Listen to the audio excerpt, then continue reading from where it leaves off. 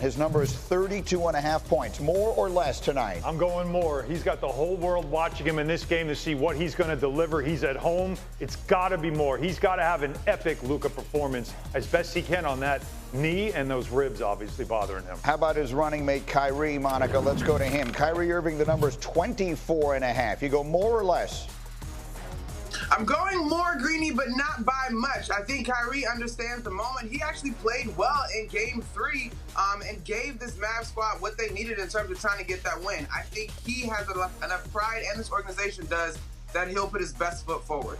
Yeah, he was having a big night the other night. Alan, how about Jayson Tatum? 27.5 is the number for him. I'm going to go less only because I don't think they need it. You know, it's not something that he has to do. I think for him, stay within the game plan because this is a team win. When they win this championship, it won't be about one or two players. It's going to be about how the team plays. And he has been really good staying within. I know it's cliche, but just playing within the game, staying within the flow. All right. And then with regard to Tatum, there have been so many questions about him for such an incredibly long time. And there was the conversation about, well, is he the MVP? Does he need to win the MVP?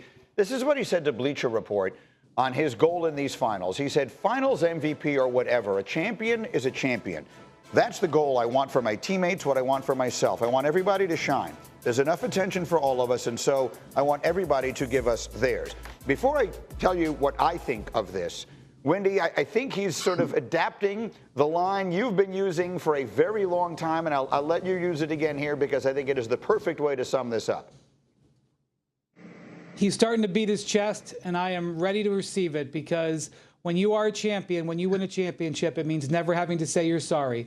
Whatever led you to that, whatever failures you had, whatever setbacks, whatever criticism you've taken, you can shut it all down because to stand on that stage and to hold that trophy and to put up that banner and to be in that parade means that you have overcome so much. It is so hard. One of the biggest things I've learned in 20-plus years covering the NBA is how hard it is to win a championship. And so when you get to that mountaintop, it blocks everything else out. And he is on the verge of it, and he's beginning to start doing that, and I am here to allow him to do it.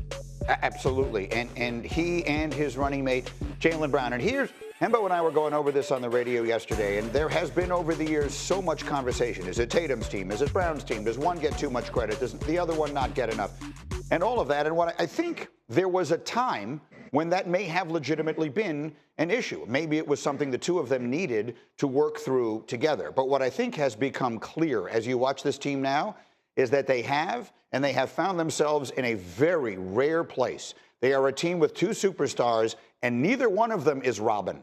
And again, I say that with all due respect to Robin, who I consider a superhero, but they have two Batmen, or Batman and Superman, or whatever analogy you want to make to it. They are both that, and that is a pretty rare situation in the NBA. Usually there's a very clear-cut number one and a very clear-cut number two. I think the fact that they have found a place where they are both comfortable in their roles as sort of co-number ones, not only is the reason that they are one win away from a championship, but quite frankly, in a league where dynamic duos are going to be the way, there aren't going to be any more big threes, I say watch out. These guys are young. They're about to be signed. They have an organization that knows how to put good players around them. Brad Stevens, many people have said, is the most valuable person here.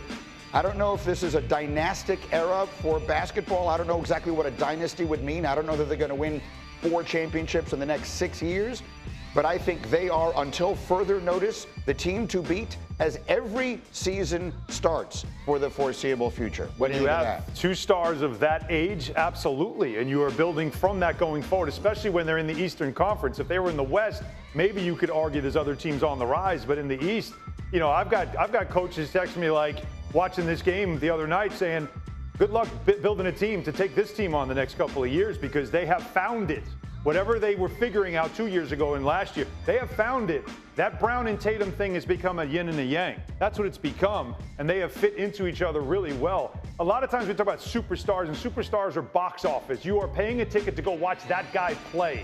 I'm not sure either guy is a true superstar that I'm going to pay a ticket to watch them play, but they make a team that is box office that you want to watch play. That's what makes them special, what they've become kind of together. CJ, you've been around a long time. In most cases, there's a superstar, it's someone's team, and they build everything else around that. I think they have finally found a place, this is just my observation, where it's now being built around the two of them. They both seem to be perfectly good with that. And that's going to make them incredibly dangerous. Yeah, I think they've matured a lot since they first got into the league. Obviously, Jaylen Brown talked about how the front office came to him and told him about their plans to draft Jayson Tatum. He obviously had to sign off on that. I think they would have drafted him anyway, let's be honest. Jayson Tatum's a great player, but they've continued to get along together. They've struggled together. They've had some not-so-great performances and big moments together, and now they're having terrific performances down the stretch of games, showing leadership, showing composure, showing selflessness. One of the key points in that game the other night was how Jaylen Brown had the ball. He waved Jayson Tatum to the corner. How many guys average 30 points per game and be cool with just chilling in the corner? Waved him to the corner and said, I got this. I got the matchup that I like.